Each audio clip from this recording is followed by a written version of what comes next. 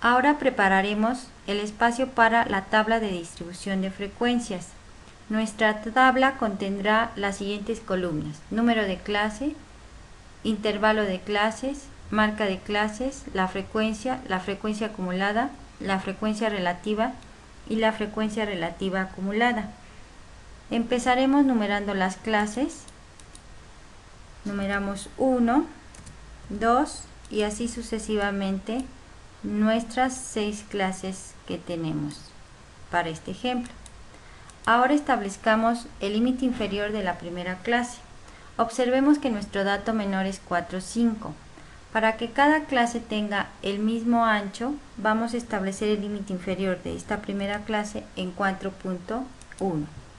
Ahora determinemos el límite superior de la primera clase, el cual estará dado por la siguiente fórmula: igual al límite inferior de la clase más el ancho de la clase.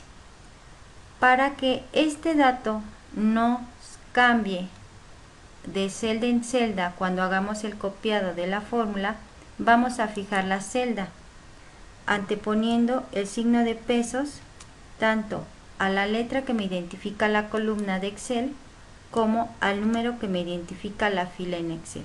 Damos a aceptar y tenemos que el límite superior para la primera clase es 5. Esta fórmula la copiamos y la pegamos en las celdas inferiores.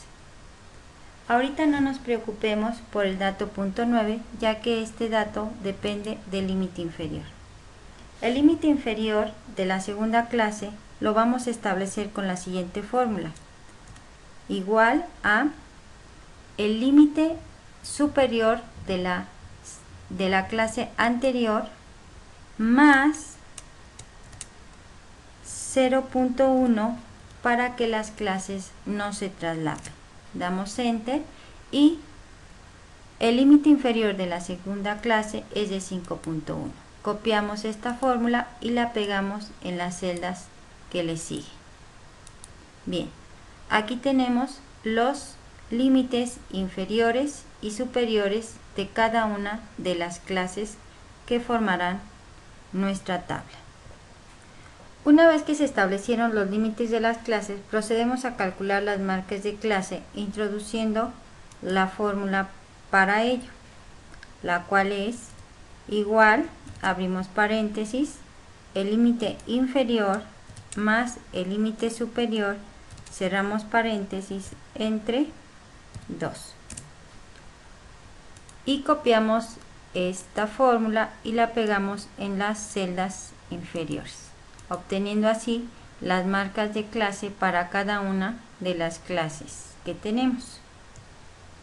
Antes de calcular la frecuencia, vamos a calcular la frecuencia acumulada utilizando la función frecuencia, para lo cual en la primera celda de la columna frecuencia acumulada vamos a insertar la fórmula siguiente.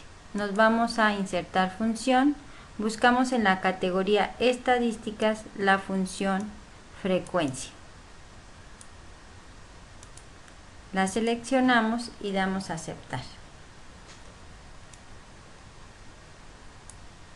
En datos vamos a dar el rango de celdas en los cuales se encuentran los valores, pero vamos a fijar dicho rango de la siguiente forma: incluimos el signo de pesos tanto en la letra que nos indica la columna como en el número que nos indica la fila. Y en grupos vamos a seleccionar los límites superiores de cada clase y vamos a dar a aceptar. Bien, ahora seleccionamos desde donde introducimos nuestra fórmula hasta donde queremos hacer la copia de la frecuencia acumulada y vamos a presionar la tecla F2 y la combinación control mayúsculas enter y no obtenemos la frecuencia acumulada. Ahora ya podemos completar la columna frecuencia de la siguiente forma. Para la primera clase, la frecuencia es igual a la frecuencia acumulada de dicha clase. Y para las clases posteriores, la frecuencia va a ser igual a la frecuencia acumulada de la clase actual menos la frecuencia acumulada de la clase anterior. Copiamos la fórmula y la pegamos en las clases que siguen.